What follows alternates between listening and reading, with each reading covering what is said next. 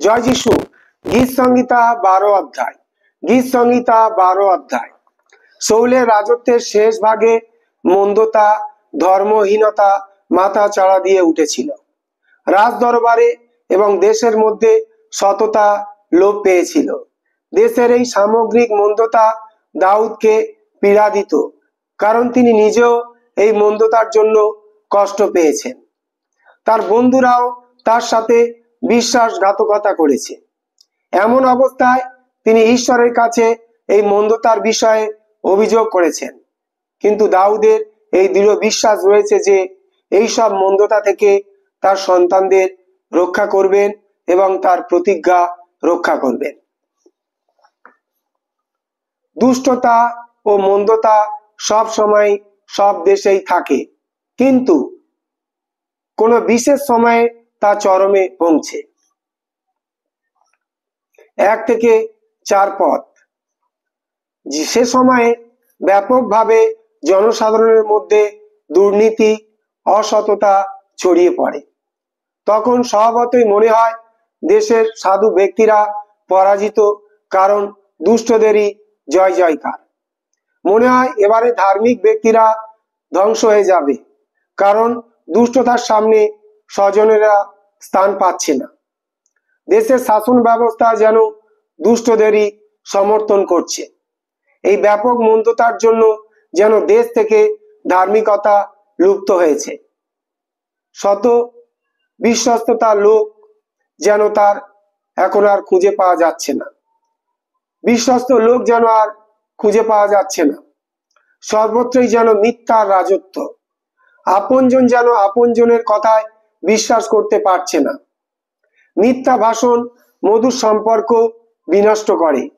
আদম হাওয়া যেমন মিথ্যার আশ্রয় নিয়েছিল, একে অন্যের বিরুদ্ধে মিথ্যা দোষারোপ করেছিল, তেমনি মিথ্যা মানুষের প্রতি মানুষের বিশ্বাস ও সম্পর্ক ভেঙে দিচ্ছে। অলিক ও মিথ্যার উপরে মানুষের সম্পর্ক গড়ে উঠতে পারে না। চাটুবাদী ও দ্বিধাচিত্ত লোকের একদিকে মিষ্টি কথায় লোকদের ভুলায়, আবার সুযোগ বুঝে তাকেই আঘাত করে। তাদের যেন মুখে হাসি, পেটে বিষ। কপটতার মুখোশ পরে অন্যের সর্বনাশী তাদের লক্ষ্য। এইসব চাটুবাদী মিথ্যাবাদী লোকেরা কি শুধু মানুষেরই সর্বনাশ করে? তারা ঈশ্বরের বিরুদ্ধেও কথা বলে। তারা মনে করে নিজেরাই নিজেদের প্রভু। চাটুবাদী ওষ্ঠাধরই তাদের রক্ষা করবে। হাওয়া যেমন ভেবেছিল নিষিদ্ধ ফল খেলে তাদের জ্ঞান বাড়বে, তারা ঈশ্বরের মতো হবে। এরাও ঠিক তেমনই মনে করে। তারা ভাবে মিথ্যা তাদের ঐশ্বর্য দেবে, প্রতিপত্তি দেবে। তারা ভাবে মিথ্যা দিয়ে দেশের শাসকদের বা বিচারকর্তাদের জয় করতে পারা যায়। সুতরাং এই ওষ্ঠই তাদের শ্রেষ্ঠ সম্পদ এবং জিহ্বা ও ওষ্ঠের যেমন খুশি তেমন ব্যবহার করতে পারে। ঈশ্বর যে তাদের মুখ ও জিহ্বার সৃষ্টিকর্তা তা তারা ভুলে গেছে। 5 থেকে 7 পদ। মন্দ সময়ে ভালো চিন্তা।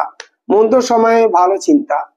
এমন দুঃসময়ে যারা ঈশ্বরের লোক, যারা ঈশ্বরকে ভালোবাসে, তাদের জন্য কি ভাববার আছে?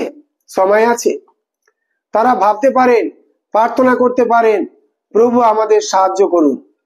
যখন মানুষের সাহায্য করার কেউ থাকে না, তখন ঈশ্বর থাকেন আমাদের সাহায্য করার জন্য। আমরা মন্দতার দমন করতে না পারলেও, জগতের কোনো শক্তি মন্দতার দমন করতে না পারলেও ঈশ্বর পারেন। তিনি চাটুবাদী মিথ্যা জিহ্বা কেটে ফেলবেন, অর্থাৎ যেদিন তাদের ঈশ্বর শাস্তি দেবেন সেদিন তারা সম্পূর্ণ ধ্বংস হবে। যেদিন দুষ্টতায় পরিপূর্ণ হবে, যেদিন দুষ্টরা বলবে আমরাই আমাদের প্রভু, তখন ঈশ্বর আর নীরব থাকবেন না। ঈশ্বর অত্যাচারিত নির্যাতিত লোকদের উদ্ধারের জন্য ব্যবস্থা করবেন। তাদেরকে তার আশ্রয়ে নিয়ে আসবেন। ঈশ্বর তাদেরকে তার আশ্রয়ে নিয়ে আসবেন। ঈশ্বর যেমন মিশরে ইসরায়েলের ক্রন্দন শুনে তাদের উদ্ধার করেছিলেন, তেমনি তিনি উপযুক্ত সময়ে তার লোকদের ত্রাণের জন্য উঠে আসবেন।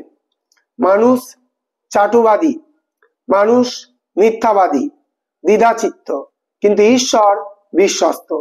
মানুষের বাক্য অলিক, মিথ্যায় ভরা, কিন্তু ঈশ্বরের বাক্য খাঁটি, বিশুদ্ধ। তার বাক্যের উপর নির্ভর করা যায়। ঈশ্বরের বাক্য আমাদের মঙ্গলের জন্য। ঈশ্বরের বাক্য সর্বাংশে হিতকর। যুগে যুগে ঈশ্বর ভক্তরা তাদের জীবনে প্রমাণ করেছেন যে ঈশ্বরের বাক্য শক্তিশালী ও কার্যকর। ঈশ্বরের বাক্য কখনোই তাদের হতাশ করেনি, বিফল করেনি। ঈশ্বর তার সন্তানদের সর্বদাই রক্ষা করেন। যদিও এই পৃথিবীর যুগান্ত পর্যন্ত মন্দতা থাকবে, মিথ্যা থাকবে, কিন্তু ঈশ্বর তার সন্তানদের যুগে যুগে সুরক্ষা করবেন, তাদের নিজের কাছে ধরে রাখবেন। তাদের ধ্বংস করা বা উদ্বিগ্ন করা জগতের কোনো মন্দতার সাধ্য নেই। জগতের চতুর্দিকে মন্দতার বিজয় দেখে আমরা কতবার না অসহায় বোধ করি। আমরা মনে করি কি ঈশ্বর কি এইসব মন্দতা দেখছেন না? কেন সজ্জনেরা দুর্জনের দ্বারা নিগৃহীত হয়? কিন্তু এই বিশ্বাস আমাদের রাখা উচিত যে ঈশ্বর যে কোনো মন্দতার হাত থেকে তার সন্তানদের রক্ষা করতে পারেন। ঈশ্বর যে কোনো মন্দতার হাত থেকে তার সন্তানদের রক্ষা করতে পারেন।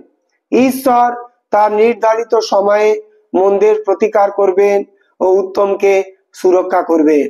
ঈশ্বর তার নির্ধারিত সময়ে মন্দের প্রতিকার করবেন, উত্তমকে সুরক্ষা করবেন। জয় যিশু।